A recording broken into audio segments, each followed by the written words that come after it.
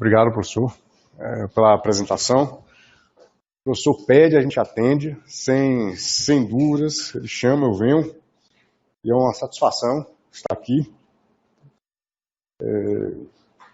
O tema da aula é ginecologia oncológica, o que eu tenho visto. O objetivo da aula é comentar alguns tópicos teóricos e relevantes, teóricos e práticos, sobre neoplasia de colo uterino, endométrio e ovário, e destacar alguns aspectos práticos importantes para serem inseridos nos relatórios dos tumores. Vou começar falando a respeito da neoplasia de colo uterino. Pretendo abordar assim, a modificação no estadiamento da FIGO, o impacto do nosso relatório nos passos subsequentes que serão tomados no manejo da paciente e algumas perspectivas futuras.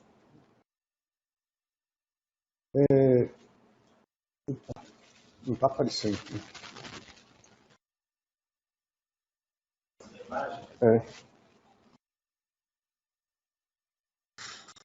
No seu... Bom.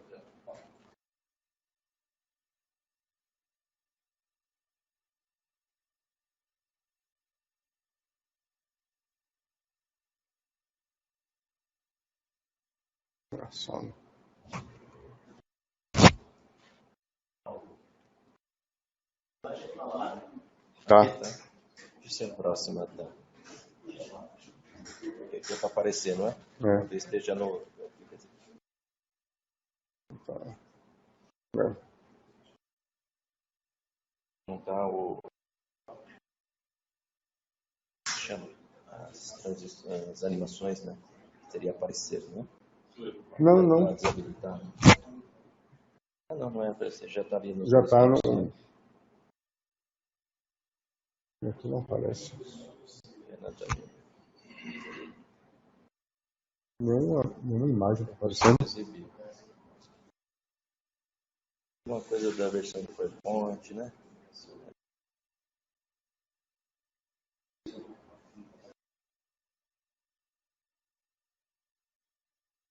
As imagens aqui, né?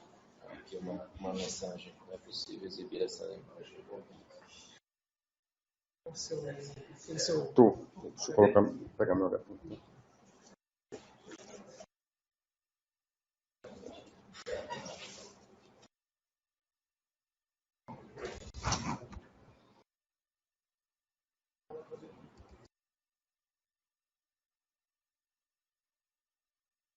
Aqui embaixo.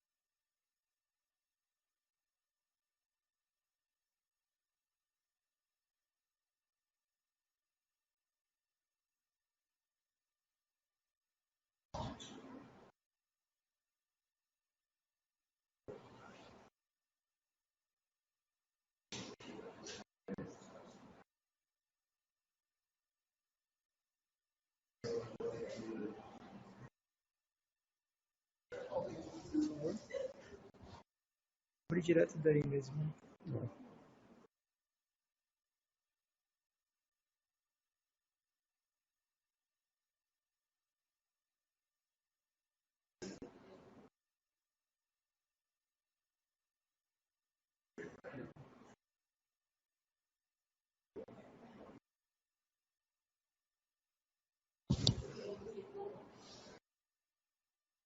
Pronto, beleza. Obrigado. Pessoal, vou fazer isso em alguns momentos durante a aula, né? Introduzir algumas perguntas só para que sirva de base para a inserção de algum fundamento teórico. Né? Eu vos perguntaria, né?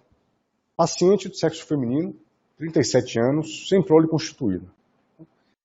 Diante dessas imagens, que é uma sagital ponderação T2, esse paciente seria candidato a um tratamento de traquelectomia para essa lesão do colo uterino.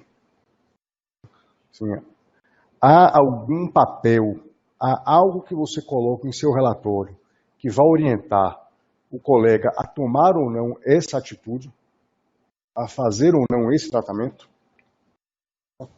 Então, a resposta é não. E o que é a traquelectomia? A traquelectomia é uma forma de tratamento considerada minimamente invasiva, né, para os tumores de colo uterino, em que você retira parte do colo uterino e parte do paramétrio. O objetivo é que, após a retirada desse tumor, a paciente possa vir engravidar. Esse aspecto, retira-se parte do colo uterino e depois anastomosa-se a vagina ao remanescente do colo. Existem alguns critérios que precisam ser respeitados para que a paciente seja submetida a esse tipo de tratamento. Na literatura, 60% das pacientes conseguem engravidar, conseguem segurar a gestação até o momento oportuno, até 30, 32 semanas, e é uma opção terapêutica importante para aquelas mulheres que têm tumor de colo e que ainda pretendem engravidar. Esses são os critérios que precisam ser respeitados para que a paciente seja submetida a um tratamento de traquelectomia.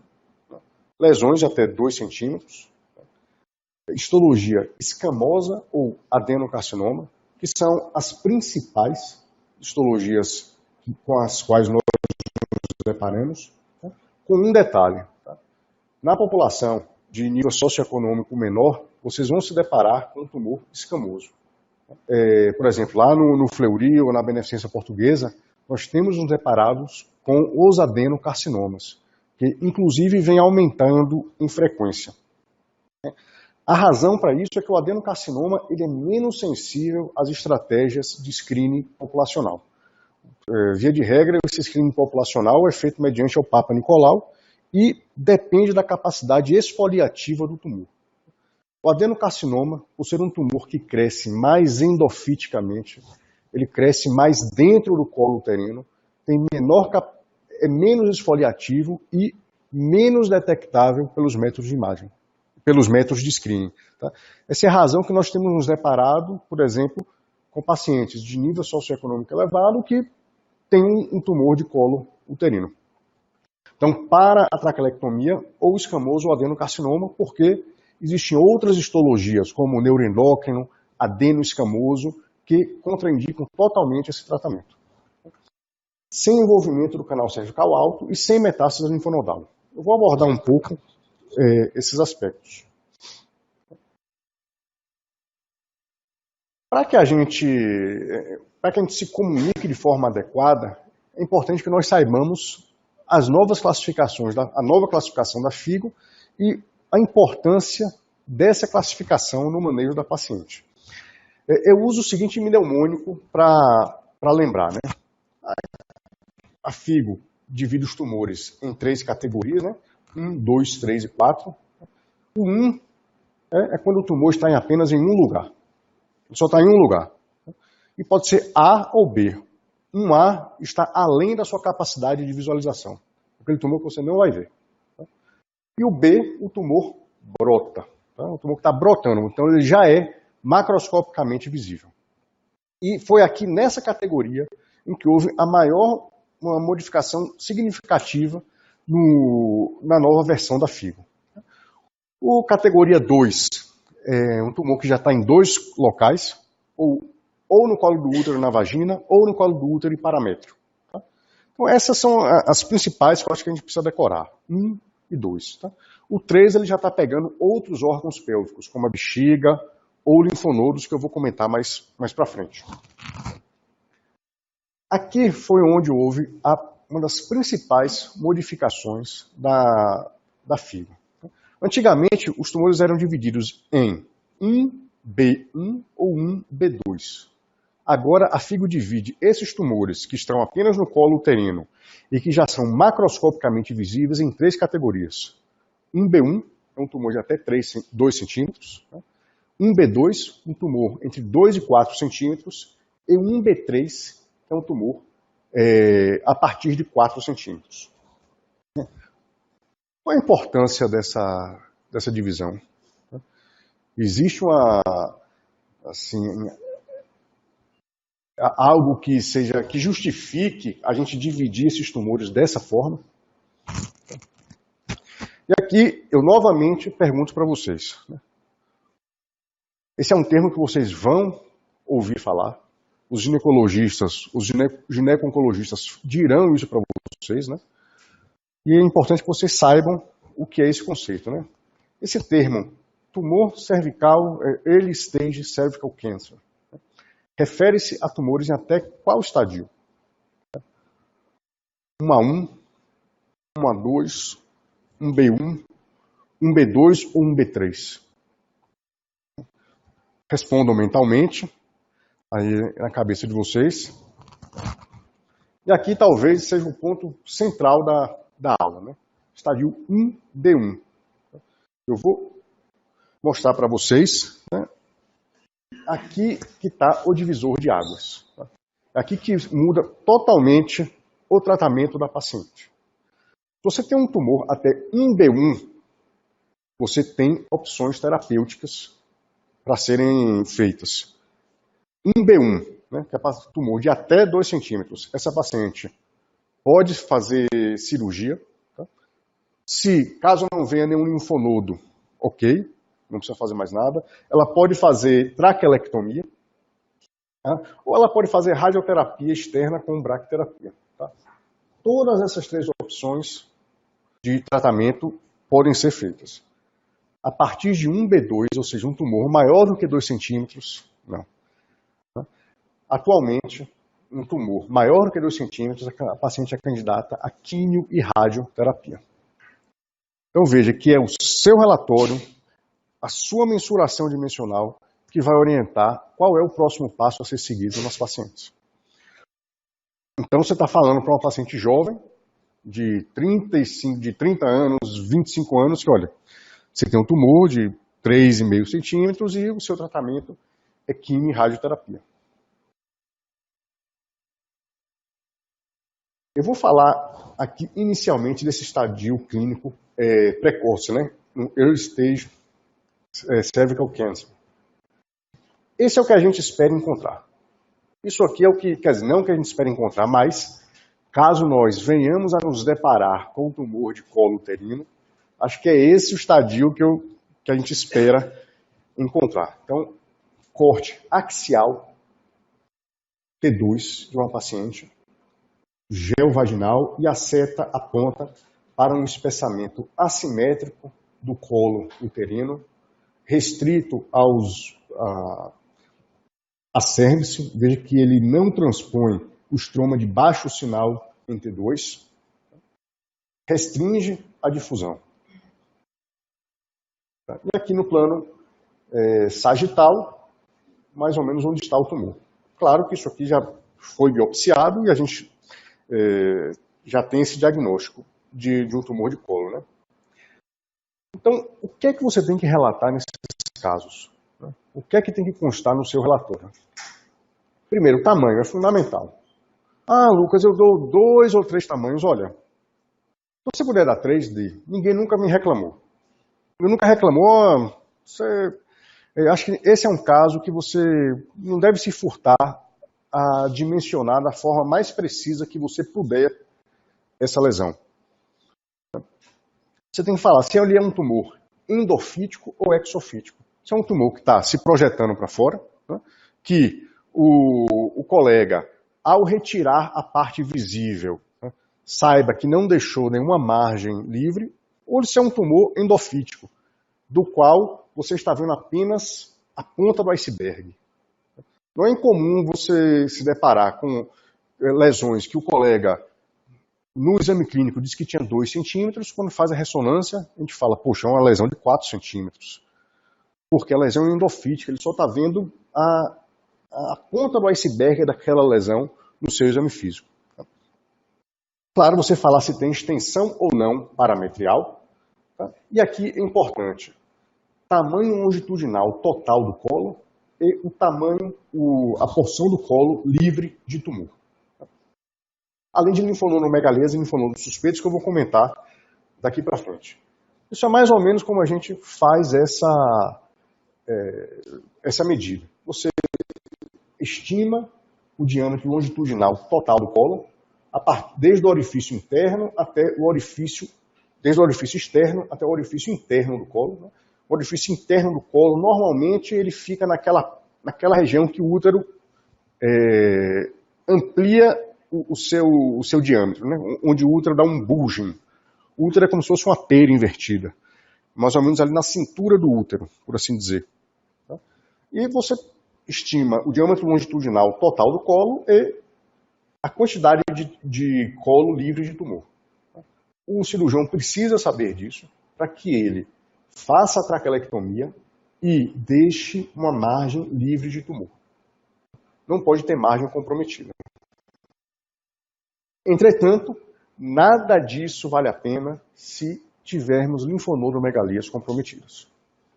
E, para avaliação de linfonodomegalias, tá, aqui tem outra importância da nossa classificação. O comprometimento linfonodal é um dos fatores prognósticos mais importantes do câncer de colo uterino. Eu vou comentar mais para frente, mas simplesmente uma paciente que tem linfonodo, de 10 pacientes que têm linfonodo comprometido, só 3 estarão vivas em 10 anos. Tá? Então, simplesmente despenca. Enquanto no estadio 1B1, isso que eu falei para vocês, 90% das pacientes estarão curadas daqui a 5 anos, tem linfonodo comprometido, isso já começa a despencar. Se o linfonodo for pélvico, você vai ter aí 60% estarão vivas em 5 anos. Se for um linfonodo periaórtico, a mortalidade é muito alta. Só 70% a sobrevida em 5 anos é baixa, 30% mais ou menos. Então, o comprometimento linfonodal é um fator prognóstico importantíssimo no câncer de colo uterino. Essa aqui é a melhor estratégia para a pesquisa de linfonodo sentinela. Entretanto, ela só é indicada para tumores até 1B1. Então, além de você estar orientando o tipo de tratamento que a paciente pode receber através do estadiamento, você está orientando o colega qual forma de pesquisar linfonodo ele vai fazer. Então, 1B1, você pode fazer linfonodo sentinela. Em que consiste o linfonodo sentinela? Você injeta uma substância, no caso aqui a idiocianina, você injeta a substância no colo em pontos específicos, tá? Existem algumas técnicas, coloca uma ótica videolaparoscópica e identifica para onde esse contraste, né, está drenando. Então, retira-se a cadeia linfonodal de drenagem principal e se avalia se aquele linfonodo está ou não comprometido. Se o linfonodo não estiver comprometido, ok, você pode fazer a cirurgia, você pode fazer a traquelectomia. Se o linfonodo estiver comprometido, game over. Radioterapia, quimio-radioterapia. Quimio-radioterapia. Por que com 1B1 você pode fazer essa pesquisa de linfonodo sentinela? Porque a probabilidade de comprometimento linfonodal é cerca de 5%. Tá? Então, até nesses tumores pequenos, você pode lançar mão dessa estratégia para a pesquisa linfonodal. Tá? Esse aqui é o aspecto que assume o útero após uma traquelectomia. Tá? Vejam que um útero que fica encurtado, né? Encurtado, você não identifica o colo uterino. Tá? Esse é só um aspecto para que, quando vocês, ao se depararem com um caso como esse, saibam identificar que decorre de uma traquelectomia. Ok, pessoal. Vou falar agora desse segundo grupo aqui. Ó. dos pacientes que têm tumores localmente avançados. Tá? Então, early stage cervical cancer até um B1 e todo o restante é chamado de localmente avançado. Para essas pacientes, o tratamento é quimio-radioterapia. Já se comparou se valeria a pena ou não operar essas pacientes. Uma paciente que tem um tumor de 4 centímetros no colo uterino, que não tem linfonodo comprometido. Tá? Vale a pena operar essa paciente? Olha, a sobrevida das pacientes que são operadas cirurgicamente, daquelas que fazem quimio-radioterapia, é igual. Entretanto, o intervalo livre de recorrência, ou seja, o tempo que a paciente fica livre de recorrência tumoral, é maior nas pacientes que fazem quimio e rádio. Além de ser, assim, a paciente faz a cirurgia, complica, tem infecção, retarda o início da radioterapia, aumenta custo hospitalar. Então, atualmente, opta-se por submeti-las a quimio e radioterapia. Ponto. Existem algumas exceções. Por exemplo, alguns pacientes, em alguns locais, não existe acesso aos meios de tratamento, tá? Sobretudo a radioterapia. Então, em locais em que você não tem disponível a radioterapia, você pode fazer quimioterapia neoadjuvante e depois fazer a esterectomia. Tá? Mas esse não é o tratamento adequado em condições naturais de temperatura e pressão.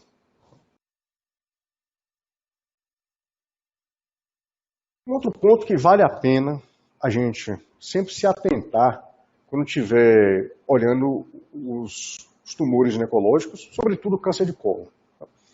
Sempre que vocês virem uma dilatação do sistema coletor do rim, você está diante de um estadio 3. A doença pegou paramétrio e pegou outro sistema, pegou o sistema urinário. Mas existe um outro valor agregado para essa informação. A maioria dos tumores ginecológicos são tratados com cisplatina. A cisplatina é um quimioterápico que, naturalmente, ele causa lesão renal. Tá? Ele é nefrotóxico. Então, se tem uma paciente que tem uma dilatação do sistema coletor, o colega só vai poder começar essa quimioterapia depois que ele colocar um duplo J. Depois que ele drenar esse rim, melhorar a função renal da paciente. Então você está dando uma outra informação para ele. Você está guiando o tratamento dele em outro sentido. Além de estar estadiando, você está falando, olha, tem que passar um duplo J para melhorar essa função renal.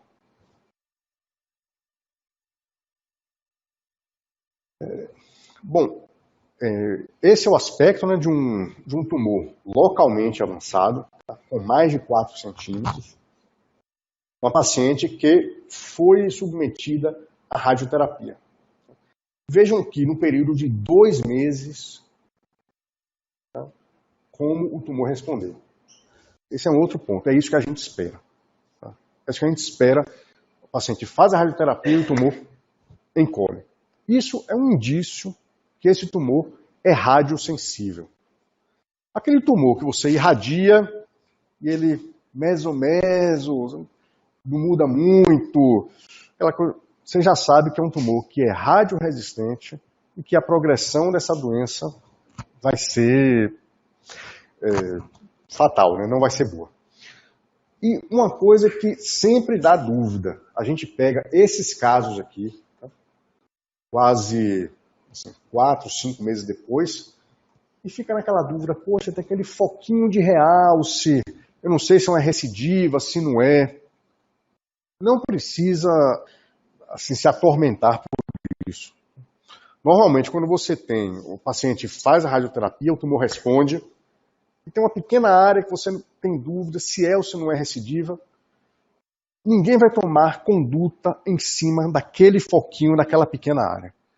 O colega vai esperar a doença se declarar antes. Ele vai acompanhar, você fala, olha, tem um foquinho aqui de realce, eu estou na dúvida se pode ou não ser uma área de recorrência ou persistência tumoral. Ponto. O que é que o colega vai fazer? Ok, dificilmente eu vou conseguir examinar essa paciente, porque tem estenose actínica, tem dor. Ele vai pedir um exame em 3 a 6 meses para avaliar se aquela área progride ou não.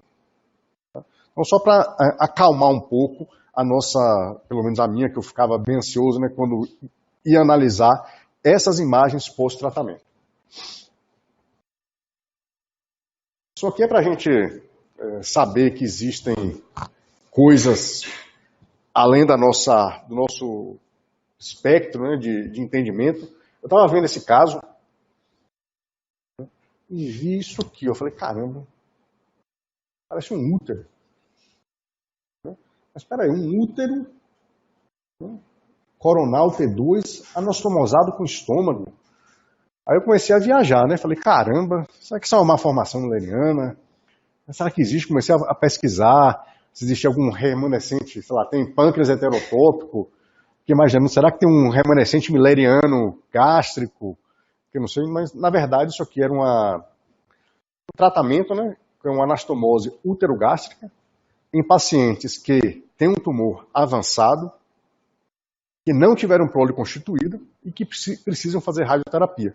O colega transpõe o útero e os ovários para a região supramesocólica, irradia a pelve e depois os recoloca novamente na pelve. É uma coisa rara, assim, um tratamento, tem até um grupo de brasileiros que fez isso, é uma coisa rara, mas avisa aos navegantes, né? Se vocês se depararem com isso, existe essa forma de tratamento cirúrgico. Bom, então só para a gente fechar aqui, traquelectomia, as indicações e até FIGO 1B1.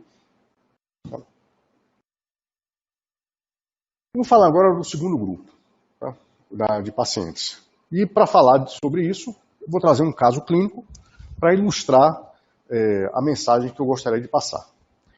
Então, essa é uma paciente com 26 anos, teve um câncer de colo uterino, tratou em Vitória, fez um Vertainex, que é esterectomia e oforectomia bilateral. Teve um adenocarcinoma de células claras, um subtipo raro, agressivo, medindo 3 centímetros, ou seja, já era localmente avançado, não era mais um estádio precoce, né? Era localmente avançado, provavelmente trataram a paciente baseando-se no exame físico, né? E retiraram um linfonodo de 3 positivos. Gravem esse número, 1 de 3. Tá? Vagina e paramétros livres, cavidade endometrial livre. Ela ficou com T1B1. Né? Tá. Fez quimio e radioterapia em de dezembro a fevereiro de 2018. Em fevereiro, tá? O paciente tratou, 4 meses de tratamento. Fevereiro, né? Tumoração vesical e passagem de duplo J. Ou seja, um tumor altamente agressivo. Em 4 meses após tratamento, a doença reapareceu, mesmo após quimio e radioterapia.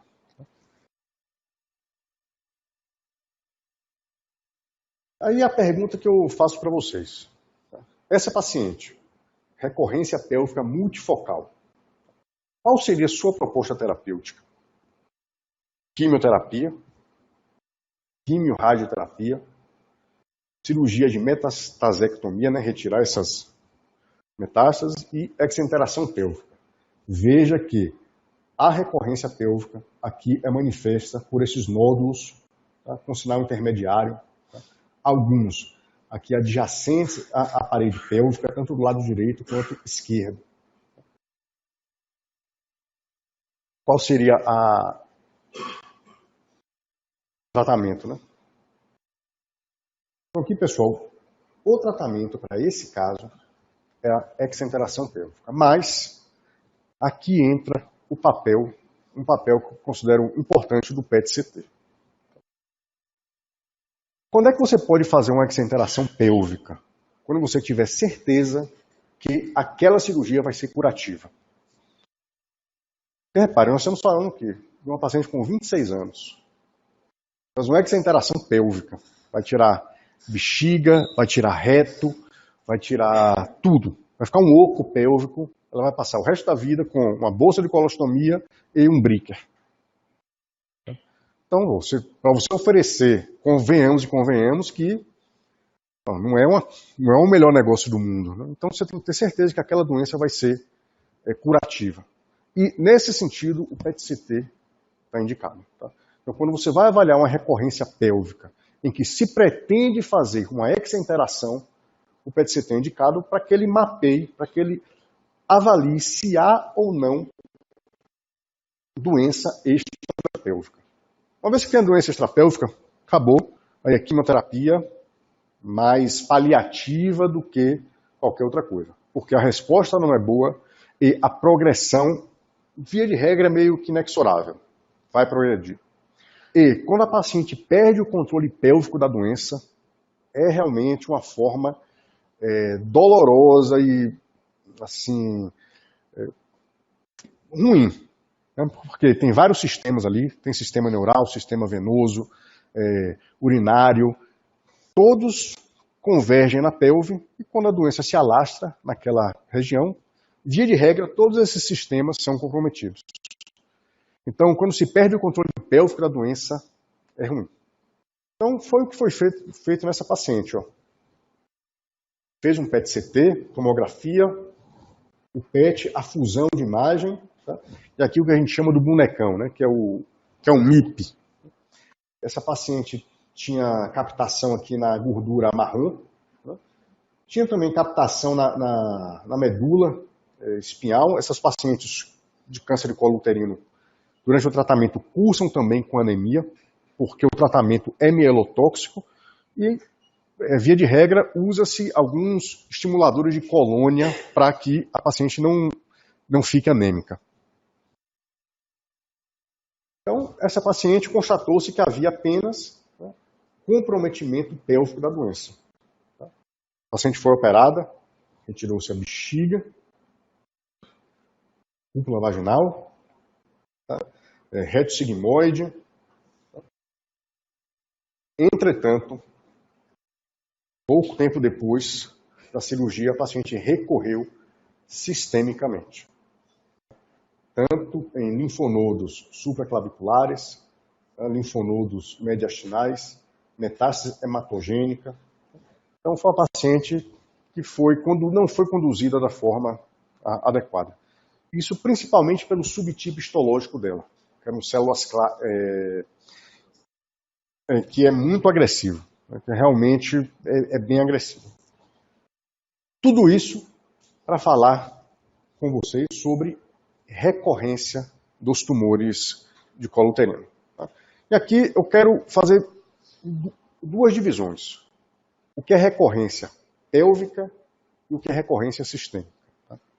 E recorrência pélvica eu vou dividir em duas categorias. Recorrência central e periférica e a recorrência sistêmica. Né? Pessoal, normalmente, uma recorrência pélvica de um tumor quer dizer que ele foi mal tratado. Tá? E a recorrência sistêmica quer dizer que ele foi mal estadiado. Tá? Normalmente a gente pensa assim. Tá? A recorrência central, se for para escolher ter uma, que seja central. Tá? Porque a recorrência central, a paciente pode ser candidata a uma cirurgia redutora, né, para a retirada daquele tumor, se a gente constatar que não tem mais nenhuma doença à distância. Ou ela pode fazer uma radioterapia local. A radioterapia, a recorrência periférica, normalmente ocorre naquelas pacientes que tinham linfonodos comprometidos. Uma das características do câncer de colo de útero é causar ruptura capsular linfonodal, mesmo em linfonodos pequenos. Ao se romper, focos tumorais ficam depositados, o que predispõe a essa recorrência. E essa recorrência periférica, ela é mais difícil de ser tratada, porque, via de regra, ela está aderida à parede pélvica. E essa é a informação que a gente tem que passar. Você está vendo um foco de recorrência pélvico periférico, é importante que você fale a proximidade com vasos, tá? Se há ou não sinais de aderência à parede, se tem proximidade com nervos. Porque o cirurgião pode declinar.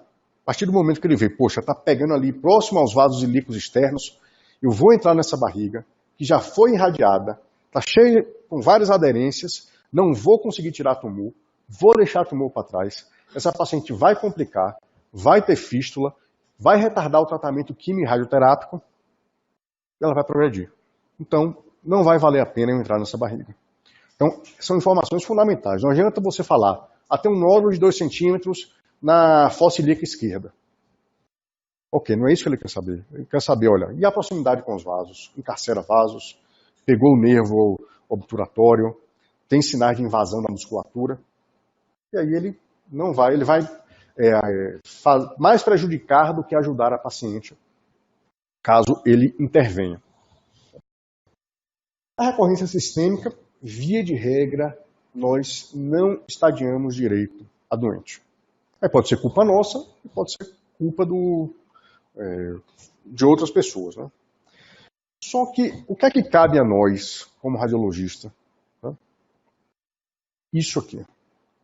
Quando vocês estiverem vendo um exame de ginecologia oncológica, olhem o exame, depois zerem a cabeça de vocês para começar a ver só a parte linfonodal. Tá? Foquem porque é fundamental. E nada melhor do que a gente unificar termos para que a gente se comunique melhor. Esse é um artigo antigo da Radiographics de 2013, se eu não me engano. Que ele fala especificamente das cadeias linfáticas pélvicas. Essa aqui, ó, as cadeias que estão anteriores ou laterais aos vasos ilíacos externos são chamadas de ilíacas externas. Os linfonodos localizados posteriormente aos vasos ilíacos externos podem ser chamados de obturatórios. Então é importante a gente falar isso, porque eventualmente nós chamamos esses tumores de ilíacos externos. Os ilíacos externos, para o cirurgião, é muito genérico e ele está imaginando que são os linfonodos localizados anteriormente ou lateralmente aos vasos ilíacos.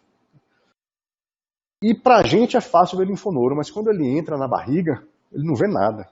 Está tudo ali imerso, né, em gordura. Então, se nós pudermos dar o endereço, né, o GPS dos gânglios suspeitos que precisam ser retirados, ele também vai valorizar o seu relatório. Ninguém nunca reclamou comigo, olha, aquele gânglio que você falou não estava comprometido. Não, ele agradece. Se você vira um gânglio, você acha que está suspeito, você acha que pode estar comprometido, fale, olha, é o linfonodo na cadeia obturatória direita, tenta dar um referencial anatômico, ó, próximo a tal estrutura, ou é um gânglio periaórtico localizado a tantos centímetros acima ou abaixo da artéria mesentérica inferior. Isso é válido. Outra cadeia que eu gostaria que vocês prestassem atenção é essa aqui. Ó. Essa cadeia é chamada o trígono retrolombar. Tá? Fica medialmente ao psoas, anteriormente ao corpo vertebral e posteriormente aos vasos. Tá? Essa cadeia aqui é sítio de metástase de tumores pélvicos, colo de útero, endométrio, bexiga e é um ponto cego para a gente. Sobretudo nos exames de ressonância, que essa região aqui só é vista no plano coronal, quando você tem as aquisições coronais. Porque na maioria das vezes os cortes são feitos abaixo desse nível. Então, atenção, porque aqui é onde a gente não pode errar. Se você acha que tem um linfonodo comprometido, que pode estar envolvido, a gente tem que citar e dar o endereço dele. E eu falei para vocês decorarem aquele número, 1 de 3. Tá? Aquela paciente, vocês acham que ela foi estadiada de forma adequada? Então, toda vez que vocês pegarem um relatório cirúrgico de neoplasia ginecológica, tenham esse número na cabeça. Tem que ser 12 linfonodos, pelo menos. 12. Se a paciente tiver menos do que 12 linfonodos no relatório anatomopatológico, saibam que essa paciente foi subavaliada. Quando ele fala que tem 1 de 3, na verdade eram mais. Ou se ela falar, olha, essa paciente não tinha nenhum linfonodo comprometido. Aí você vai no relatório da patologia e lê, poxa, tinham 3 linfonodos, opa, vou desconsiderar essa informação. O ideal é que tenham pelo menos 12. Esse aqui é um exemplo, né, de vasos ilíacos, tá? E esse linfonodo aqui localizado na cadeia obturatória.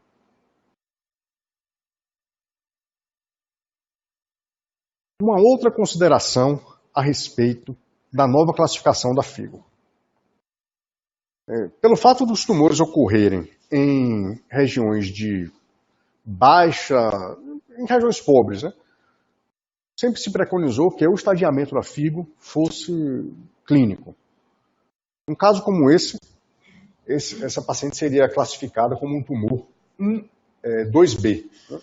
2B1, que está pegando, tem mais do que 4 centímetros e pega terço superior da vagina. Mesmo com essas linfonodomegalias secundárias envolvidas. Ou seja, o principal fator determinante do prognóstico das pacientes não era avaliada pela classificação da FIGO anterior. Tudo bem, a gente entende, é preciso entender um contexto, né? Porque é um tumor de países pobres. Você não poderia privar a paciente de um tratamento cirúrgico, de uma tentativa de tratamento curativo, né? Por não ter todos os meios de estadiamento, o aparato necessário para o estadiamento em suas mãos. Entretanto, isso mudou. Tá? Atualmente, o que é que vocês entendem ao se depararem com essa classificação 3C1R?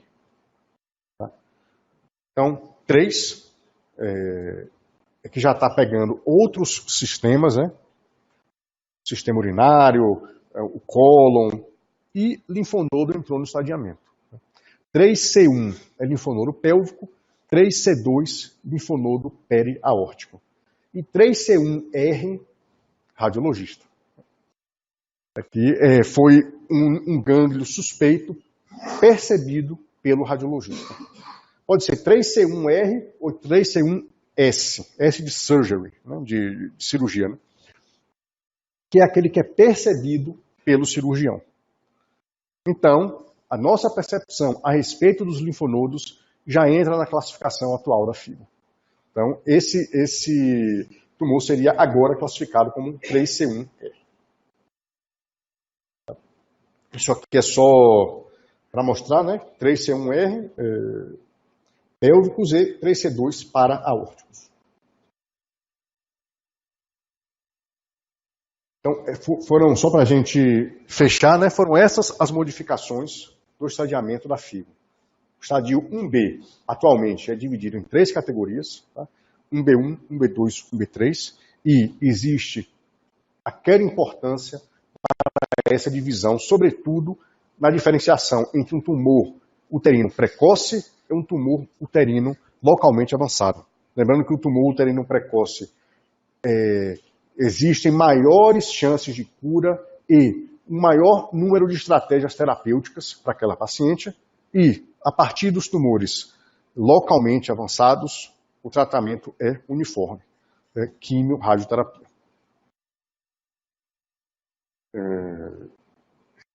Isso aqui acho que eu já comentei ao longo da aula, né, que essas informações compactadas estimam a probabilidade de recorrência, selecionam de forma mais adequada as pacientes para traquelectomia e também selecionam quais pacientes merecem fazer um PET-CT. Você vai ser questionado pelo seu colega a dizer, você acha que essa paciente merece fazer um PET-CT? Então, a partir de 1B2 já vale a pena. Então, 1B1 não vale, você pesquisa os linfonodos pela pesquisa de linfonodo sentinela, um B2, que é aqueles tumores entre 2 e 4, a partir de 2 centímetros, já vale a pena fazer um PET-CT para estadiamento. Estamos falando do mundo ideal, tá? Do mundo ideal. O número mágico é 12, como eu falei para vocês. Normalmente, a linfadenectomia ou linfonodectomia dos tumores de colo uterino vai até a artéria mesentérica inferior. Então, quando o colega entra para arrancar os linfonodos da paciente, ele vai e planeja a cirurgia dele até a mesentérica inferior. Então, é fundamental que, se você acha que há algum linfonodo comprometido acima da mesentérica superior, que você fale. Olha, é um linfonodo periaórtico, localizado a tantos centímetros abaixo do nível da artéria renal. Porque ele vai modificar a sua ação cirúrgica e vai procurar naquele endereço que você deu onde está aquele linfonodo. Outro comentário a respeito do linfonodo sentinela. Quando a paciente faz a pesquisa de comprometimento linfonodal por linfonodo sentinela, vocês vão ouvir esse termo, ultraestadiamento. É o quê? São cortes mais finos do que o habitual para avaliar aquele linfonodo. Semelhante em você fazer um exame numa tomografia helicoidal e uma tomografia multislice. Então, os linfonodos, a avaliação do comprometimento linfonodal pelo linfonodo sentinela, existe esse ultraestadiamento. São cortes mais finos que o patologista busca com um maior grau de precisão se há ou não comprometimento. Aqui vai uma sugestão para modelo de relatório, quando a paciente apresentar recidiva. Então, isso vale tanto para o tumor de endométrio quanto para o tumor de colo de útero. Quando a paciente apresenta uma recidiva central, vaginal, uma das formas de tratar é com a radioterapia. As pacientes, é posicionado na paciente esse cilindro aqui, dentro da vagina da paciente, e esse cilindro tem a dose de radiação modulada. Você pode escolher concentrar a radiação aqui em cima. Você pode escolher dividir a radiação uniformemente ao longo do cilindro. Então, a sua informação a respeito da forma de recidiva vai influenciar a programação do radioterapeuta. Isso aqui foi um modelo que a gente bolou junto com o meu colega Pedro Zanussi, que é da radioterapia, que nada mais é do que uma cópia do tumor de reto, do que a gente faz com o tumor de reto. Se você puder dizer a quantos centímetros do intrólito vaginal a doença se inicia, qual a extensão longitudinal da doença, para que o radioterapeuta saiba em qual extensão daquele cilindro ele vai dividir aquela radiação, qual a espessura, até 1 centímetro, aquela radiação é útil, porque é radiação alfa, radiação de alta intensidade e pouca penetração. O comprometimento radial da lesão, onde está a borda mais infiltrativa e se há ou não comprometimento retal e vesical. Está disponível aqui, vou disponibilizar, é um modelo que vocês podem usar e acho que vai ser bem aceito pelo colega da radioterapia que recebeu o seu exame. Toda essa empolgação, né, para falar de colo de útero foi devido à participação de um congresso internacional de ginecologia oncológica em que se debateu a respeito do tumor de colo uterino. Foi um consenso mundial que eles fizeram, né? Lembrando que consenso é mais da vontade, não é uma coisa tão... Foi mais a opinião de vários especialistas do mundo. E foi interessante ver pessoas da Zâmbia, dos países africanos, do Afeganistão, falando da realidade deles frente aos tumores de colo uterino. Colegas muito cultos, muito letrados, assim, falando que, olha, o hospital que eu trabalho não tem energia elétrica. Então, como é que você está me falando para eu fazer um PET-CT num tumor 1B1, 1B2? Né? Então, frente a isso, um dos colegas levantou uma estratégia que eu achei muito interessante, né?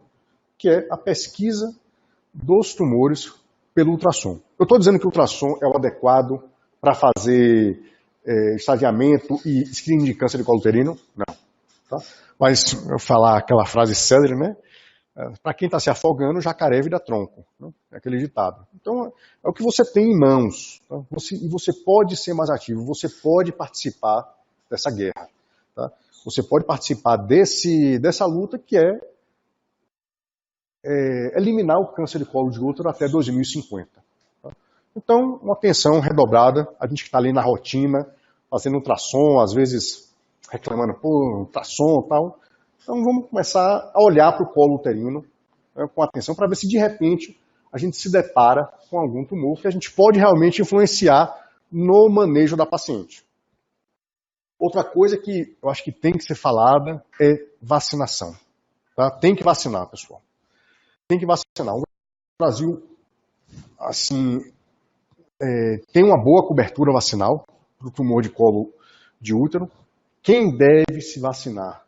Meninas de 9 a 14 anos e meninos de 11 a 14. Tá? Tem 7 países no mundo que fazem vacinação para meninos, o Brasil é um deles.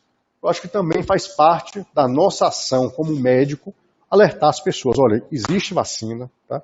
Ela é efetiva, ela pode reduzir a incidência de câncer de colo do útero no mundo. E o que o pessoal quer desse grupo de ginecologia oncológica é acabar com o câncer de colo de útero até 2050.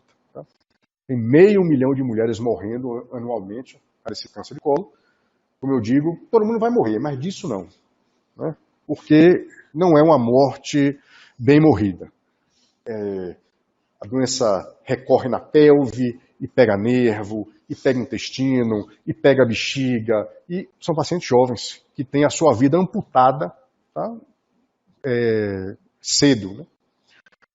Pessoal, acho que eu já me estendi, 50 minutos de aula, se já cansou, eu vou fazer o último comentário.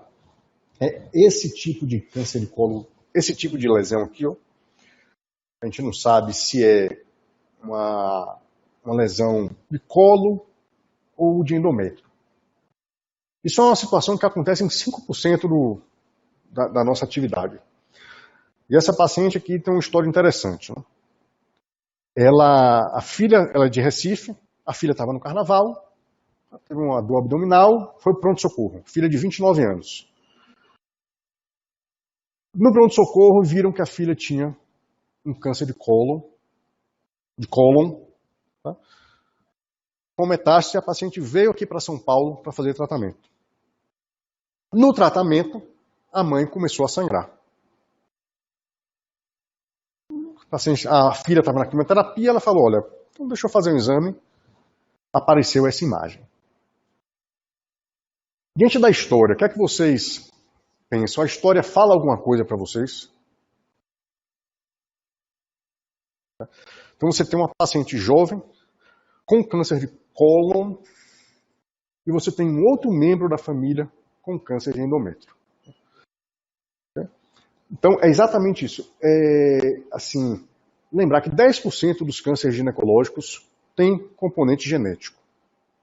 Tá? E também é papel do radiologista dar aquele estalo e falar, poxa, peraí, tem algo a mais aqui do que tem que linkar uma coisa com a outra. Essa paciente, na verdade, era sindrômica, tinha uma síndrome, só que era uma síndrome de Lynch. Tá? Lembrando que, para mulheres, o tumor de endométrio pode ser aquele tumor sentinela, aquele tumor assim, o tumor sentinela, a paciente abre o quadro com tumor de endométrio. Né? Parece que assim, até 50% das mulheres com síndrome de Lynch abrem um quadro com tumor de endométrio. Costuma ser pacientes mais jovens do que a faixa etária normal. Tumor de endométrio, coloque aí a partir de 70 anos, essa paciente tinha 59 anos. Tá? E você pode ter um tumor de istmo, tá? Um tumor no istmo do endométrio. Toda vez que você vira uma lesão dessa, a paciente tem síndrome de Lynch? Não. O que eu estou dizendo aqui, para ligar aquela luz que o radiologista tem, tá? De linkar as coisas. Você voltar a pesquisar a história familiar e saber linkar as coisas quando elas aparecerem para a gente. Tá? Então era um câncer de endométrio do tipo endometrioide. Tá? Bom, eu tinha mais coisa para falar, mas acho que fica para uma próxima vez. Né? Muito obrigado pela atenção de vocês, espero ter sido útil.